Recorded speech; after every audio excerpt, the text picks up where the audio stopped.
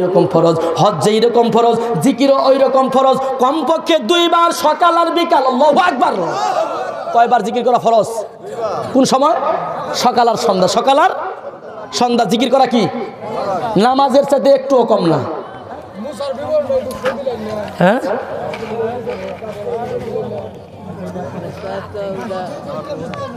যা হোক, সেদিকে যাচ্ছি না। হ্যাঁ, একটু ইটা করলে তো সমস্যা। হ্যাঁ, দুধ খাইছে, দুধ পর্যন্ত রয়েছে, তাই না? অনুজমগা এনে থেকে অনুজমগা। যাই হোক, আসেন, আমি এখান থেকে তার একটু যাই যাও, সমস্যা নেই। হুজুর আইতাতে যতক্ষণ যাওয়া যা। যে কথা বলছিলাম, তাহলে আমলটা কি বলেন তো শুনি। কি করবেন বলেন? কোন সময়? জিকির আর কোরআন তেলাওয়াত, সকাল আর বিকাল। এই কোরআন তেলাওয়াত করবেন। কোরআন তেলাওয়াত তো সমাজে, ঘরে, দেশে, রাষ্ট্রে বন্ধ হয়ে গেছে। এখন কোরআনের ঘর যদি থাকে, এই কোরআন তেলাওয়াত থাকবে কিনা? এই কথা বলেন।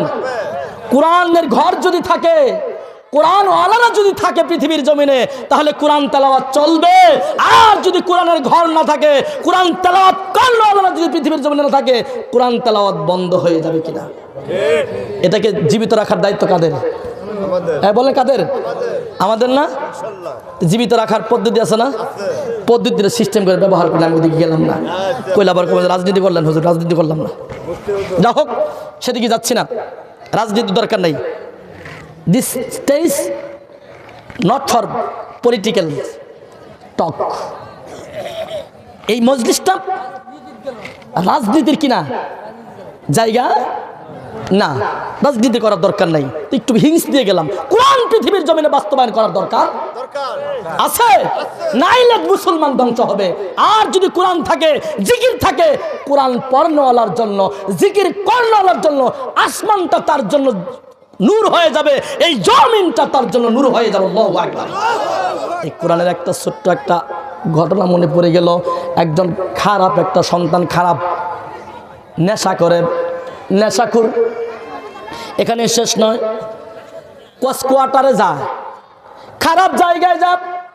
একদিন খারাপ জায়গা থেকে, কোয়ার্টার থেকে এই যুবক যখন বের হয়ে আসছে, বের হয়ে আসার পর দেখছে রাস্তার মাঝখানে আমার আল্লাহ পাকের একটা নাম, বিসমিল্লাহির রহমানির রহিম। এই ছোট্ট একটা কাগজের টুকরা রাস্তার মাঝখানে পইরা রয়েছে। এই রাস্তার মাঝখানে পইরা থাকার পর এই কাগজের টুকরাটা নিয়ে আসছে। নিয়ে আয়সা মায়ের জিজ্ঞেস করছে, মা এটা কার নাম? মায়ের অন্তরটা ঠান্ডা হয়ে গেছে।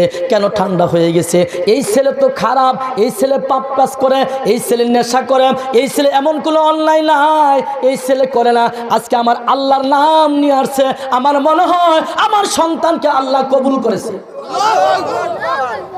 মা বলতেছে, বাবারে এটা আমার রবের নাম, এটা রবের নাম। আমার রবের নাম? কোন রবের নাম? তোরে যে সৃষ্টি করছে সেই রবের নাম। এরপরে মায়ের কয়, মা এই যে রবের নামটা আমি কি করব? রবের নামটা আমি কি করব? তার মা বলতেছে, বাবারে রবের নামটা যদি নিতে চাস, তুই একটু গোসল কইরা, তুই একটু পবিত্র হয়। আল্লাহর এই বান্দা, এই নেশাখোর সন্তান, এই কোয়ার্টার থেকে ফিরনেওয়ালা সন্তানটা গোসল করে আসছে।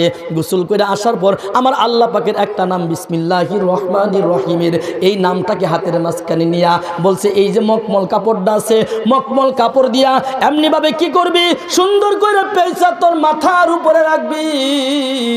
মনে রাখিস, এই নামটা যদি মোহাব্বত করার, ভালোবাসর, আমার আল্লাহ তোরে ভালোবাসবো। এই কথা বলার পর এই যুবক, এই পাপী যুবকটা কি করছে, দুনিয়ার জমিনের মাঝখান থেকে এই নামটাকে নিয়া সুন্দর করে মাথার উপরে রাখছে। রাত্রের বেলা স্বপ্নে দেখাইছে, রে আমার নামের সম্মান করার কারণে আমি তোর জীবনের গুনাহ মাফ করে দিলাম। হাদিস পড়ছিলাম, যখন কোনো পাপ কাজ করবার সঙ্গে সঙ্গে নেক কাজ করবা, যখন তুমি পাপ কাজ করবা সঙ্গে সঙ্গে নেক কাজ করবা, পাপ কাজের পরে নেক কাজ করার সঙ্গে সঙ্গে আমার আল্লাহ তোমার জীবনের গুনাহ মাফ করে দিবে। ভাইয়া বলছি লিল্লাহে তাকবীর, লিল্লাহে তাকবীর। এখন তো আয় বলছে অন্য কই যাম। হ্যাঁ হ্যাঁ, বাচ্চা গেছি না?